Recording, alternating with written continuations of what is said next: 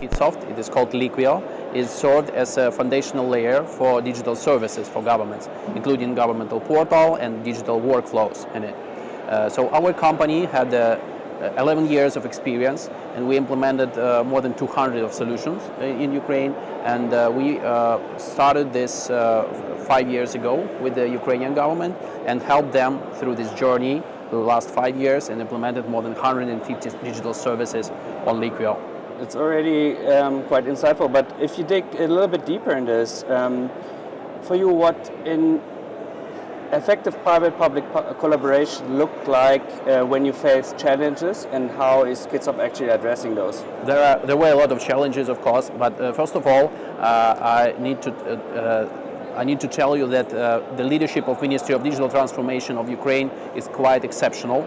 So their clear vision, supported by private companies like ours, is the receipt of how we engaged and how we implemented this solution. There were a lot of challenges because you need to adopt very fast. The requirements are frequently changed, and you need to implement a solution under pressure.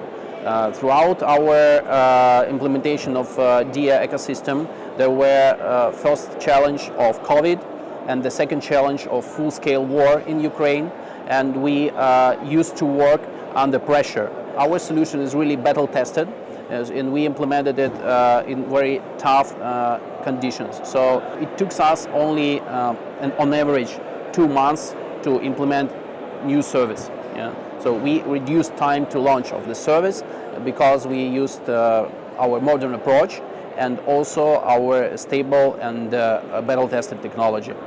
But if you could maybe dig a little bit deeper into how you actually leverage the open source aspect, and we are also as GovTech very much interested in modularity and how interoperability is used to scale the solutions across borders. Yeah, I think the modular approach and reusable components is very critical to launch and scale solution to other countries. In Ukraine, we always reuse existing components that were implemented first. And when we started to explore GovStack, we saw that there are a lot of like-minded people, like-minded solution. So we decided to adopt our solution Liquio to GovStack building blocks. Now we have compatibility with 3 building blocks. It's registry building block, registration building block, and workflow building block.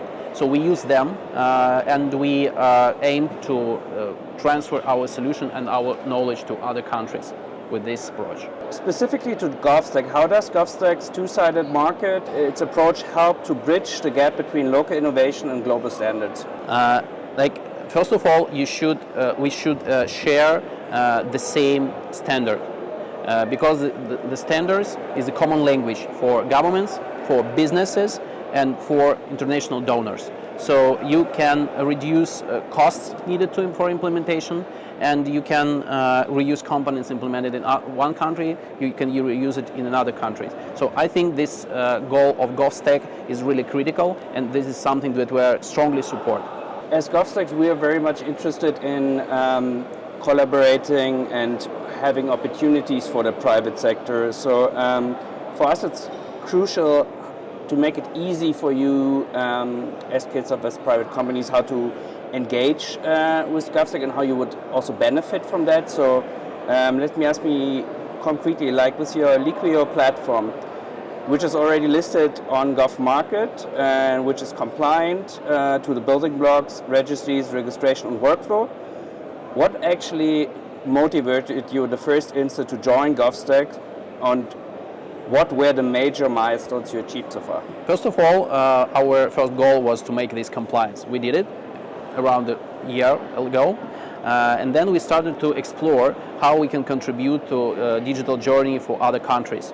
And we this year we had 2 great workshops for Montenegro and Mauritania together with the GovStack, and we showcased these countries how they can get benefit from using this GovStack building block approach, and we used the Liquio as an example of tool how it could be used and how governments can reuse components and build their capacity on top of these platforms. Actually, this important thing that you can have a lot of teams working in parallel with this low-code approach, so they can deliver much faster. And we switched from just solution provider to capacity building approach, because we need to provide training, we need to provide certification, and it was another big challenge that we had this year, but we succeeded in it, and now we have built a real certification process and also a capacity to provide workshops to other countries in different languages. Let's take a step back, and I was wondering how GovStack's approach maybe influenced also your business model and your product development concretely, and maybe general for other companies and especially startups, which opportunities did it open for you? Yeah, we lost some, but we gained much more, because we had a lot of small projects that got our resources when we did some custom implementations. Yeah, now we don't take these projects over because we see that we should be focused on what we do and what we love the most. This Liquio platform is something that we are very strongly focused on, and our R&D has grown, our core team has grown, so we implemented a lot of new features in Liquio, and we focused mainly on product. So from software development company, we switched to product plus consultancy company, and this road is going on. So this process is going on. We are still making this transformation, and I think it's quite a challenge, but it's a very interesting one. We are changing the world, and this is why we are very eager to proceed further. Happy that we as GovTech can support such an ambitious goal and actually getting close to achieving that. Maybe you touched upon a couple of points, but really to dig deep, how does GovTech standardized approach facilitate communication and collaboration between governments, you as a private company, donors, and especially like with the data layer of complexity cross-border projects? First of all, there are a lot of solutions already built on Liquio. And if one country implemented Liquio and other country implemented Liquio, this solution could be easily ported. But again, you should understand the context of each country. We should have ability to adopt it faster, yeah, and this is something that is in place, and you should build internal capacity to do it, and this is something is also in place. So these two things, copying some solution, adopting it, and having the proper capacity inside companies, inside governments, it's critical pillars to build this sustainable and this is the way of to real digital sovereignty, by the way, because you cannot achieve this sovereignty without building internal capacity and building the stable solution without vendor lock-in. So this is our mission and goal at the moment. Maybe for others who are listening, how can you actually join us? How can private companies practically, we heard a lot already, but like contribute and benefit from GovStack? So first of all, there's always the option to adopt building blocks, which helps you like get out your business way faster than as doing it from scratch. But we're also like not a done product, a done unit. We still have like iterating. We have working groups with like worldwide experts on all those topics, and we know you are also the experts, so we would like you to join those working groups. And if obviously people online can see that on govstack.org, but they're also here, for those in the rooms, we have those flashcards where you can just scan the QR code and get to all the information about GovMarket and GovStack in general. Without further ado, I would open the audience Q&A now, and I hope this was just inspiring first round of dialogue, but we're actually interested, and also Kyiv, I'm sure, is interested in your input. Thank you so much for answering all those questions, by the way. And we would be interested, obviously, ask what you feel like asking. Maybe you have questions around adoption barriers for sector engagement. Maybe you practically interested in the return of investment for companies investing in DPI. Maybe you're interested in technical questions for GovStack scalability and global impact. So we're here for the hard questions.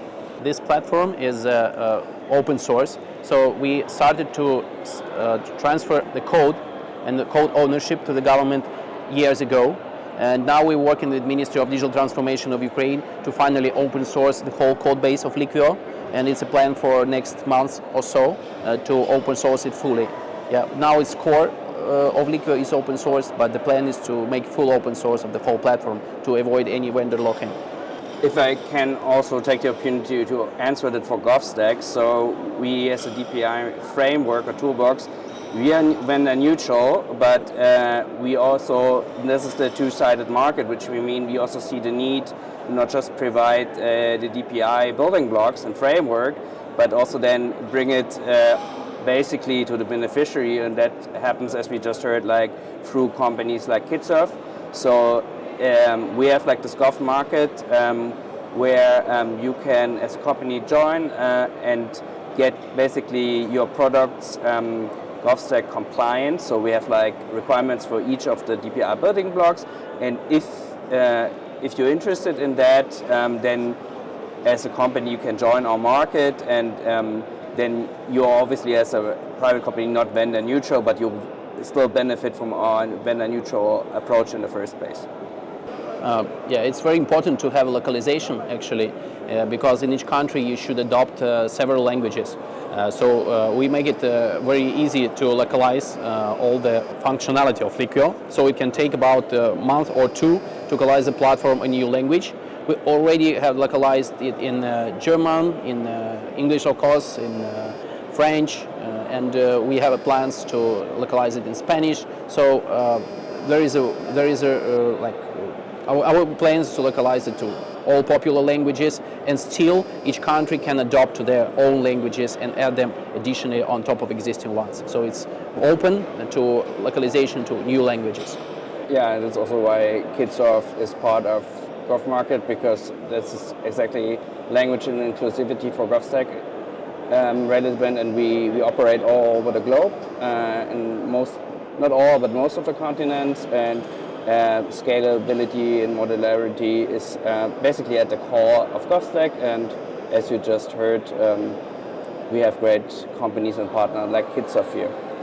If there are no more questions, I apologize for the flickering of the background, but I think this talk was not about the background anyway, but more like about your great insights, and I really thank you for coming today and providing it. And I would like to say thank you to GovStack, to GIZ, and for all teams that supporting us. It's really valuable, and I advise to all startups to join this movement. It's a very good community, and thank you all for attending. Thank you so much. Thank you.